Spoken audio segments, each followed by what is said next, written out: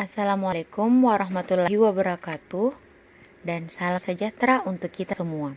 Semoga kita semua berada dalam lindungan Allah Subhanahu wa taala. Amin. Halo teman-teman, pertama-tama saya akan memperkenalkan tim sukses dalam pembuatan video ini. Di antaranya Sylvia Anggreni Mirat, Nur Ramdhani, Anugrah Fatihatul Lidam, Muhammad Ihsan Burhanuddin, dan Muhammad Jabrul Kubri. Yang dimana topik pembahasannya yaitu implementasi etika bisnis Islam dalam masyarakat dengan mata kuliah etika bisnis Islam dan dosen pengampunya yaitu Ibu Dian Rizky Pangestu SH.ME. Sebelumnya, tahukah kalian arti dari implementasi dan etika bisnis Islam? Yuk, simak artinya. Implementasi menurut Kamus Besar Bahasa Indonesia yaitu pelaksanaan atau penerapan. Sedangkan pengertian umum adalah suatu tindakan atau pelaksana rencana yang telah disusun secara cermat dan rinci atau matang.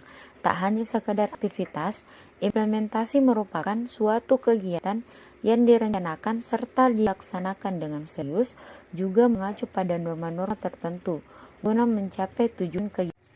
Sedangkan etika bisnis Islam adalah seperangkat nilai tentang baik buruk, salah benar, dan halal haram dalam dunia bisnis berdasarkan pada prinsip-prinsip moralitas yang sesuai dengan syariat. Lantas, apa implementasi etika bisnis Islam dalam masyarakat? Berikut implementasi etika bisnis Islam dalam masyarakat. Yang pertama, peran negara. Negara memiliki peran mensejahterakan warga negaranya, sebab setiap masyarakat yang berada dalam suatu negara memiliki hak untuk memiliki pekerjaan serta kehidupan manusia yang layak sesuai dengan harkat dan martabat kemanusiaan. Tidak hanya mendapatkan kehidupan yang layak, hal ini juga dapat menghindari kondisi kemiskinan dalam suatu negara. Negara memiliki peranan dalam etika bisnis, di antaranya seperti mengeluarkan peraturan perundang-undangan tentang etika berbisnis. Selanjutnya, institusi Hizbah. Kata Hizbah berasal dari bahasa Arab, yaitu hasab, yang memiliki arti menghitung, menilai, serta menimbang.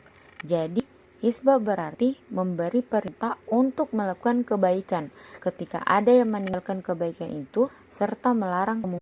Adapun perintah kebaikan yang dimaksudkan terbagi menjadi 3 bagian, yaitu yang pertama, memerintahkan masyarakat melakukan kebaikan yang sesuai dengan yang diperintahkan oleh Allah Subhanahu wa taala.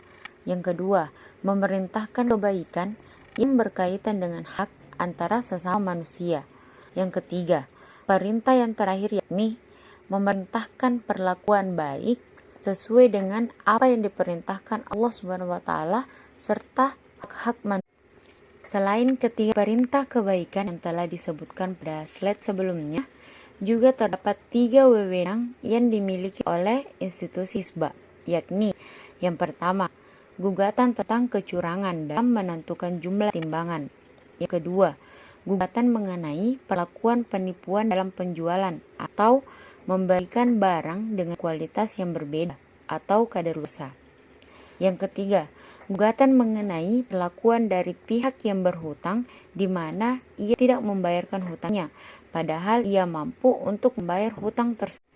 Yang terakhir, kontrol masyarakat atau social control merupakan sebuah mekanisme atau konsep serta strategi untuk mencegah terjadinya penyimpangan sosial dan diharapkan dapat mampu untuk mengajak dan mengarahkan masyarakat agar bisa berperilaku dan bersikap sesuai dengan norma dan hukum yang berlaku. Dengan terciptanya kontrol masyarakat yang baik, diharapkan mampu untuk bekerja sama agar tidak terjadi penyimpangan pada masyarakat yang lain, serta dapat terhindar dari perilaku menyimpang dan membangkang. Karena dalam Islam sangat menekankan tindakan yang menjunjung moralitas, seperti terciptanya persaingan yang sehat, kejujuran, keterbukaan, dan keadilan. Dalam berbisnis pun, nilai-nilai yang disebutkan merupakan sebuah tanggung jawab bagi pelaku bisnis. terutama bagi seorang muslim. Nilai-nilai ini merupakan tindakan yang baik serta menjadi refleksi dari keimanan kepada Allah Subhanahu wa taala. Bahkan Rasulullah SAW memerankan diri beliau sebagai. Adapun dalam mengimplementasikan etika bisnis Islam dalam masyarakat, tentunya harus memperhatikan prinsip-prinsip etika bisnis. Di antaranya, A. Jujur dalam takaran atau quantity. B. Menjual barang yang baik mutunya atau quality. C. Dilarang menggunakan sumpah atau alkaz. D. Longgar dan bermurah hati atas tamu dan tarahum. E. Membangun hubungan baik antara kolega. F. Menetapkan harga dengan transparan. G. Jangan menyembunyikan kecacatan barang. H. Larangan riba. I. Dianjurkan berzakat. J. Mencatat utang. Negara merupakan tempat yang mewadahi masyarakatnya, sehingga negara juga memiliki peran penting dalam kehidupan masyarakatnya. Adapun peran yang dimaksud mencakup berbagai bidang, salah satunya dalam bidang perekonomian, terutama bisnis atau usaha. Negara memiliki peranan yang penting dalam pelaksanaan bisnis yang didirikan di dalam negara itu sendiri. Salah satu peranan dari negara dalam bisnis yakni mengeluarkan peraturan perundang-undangan yang mengatur mengenai bisnis tersebut, di mana peraturan ini juga dapat dijadikan sebagai acuan etika berbisnis. Salah satu dari badan khusus yang didirikan oleh negara guna melaksanakan tugasnya yakni institusi Hizbah. Institusi Hizbah merupakan sebuah institusi yang bertugas mengawasi kemakmuran masyarakat, di mana institusi ini melakukan pengawasan terkait perbuatan yang dilakukan oleh masyarakat yang berkaitan dengan etika serta. Itulah tadi materi implementasi etika bisnis Islam dalam masyarakat dari kelompok kami, yaitu kelompok 6.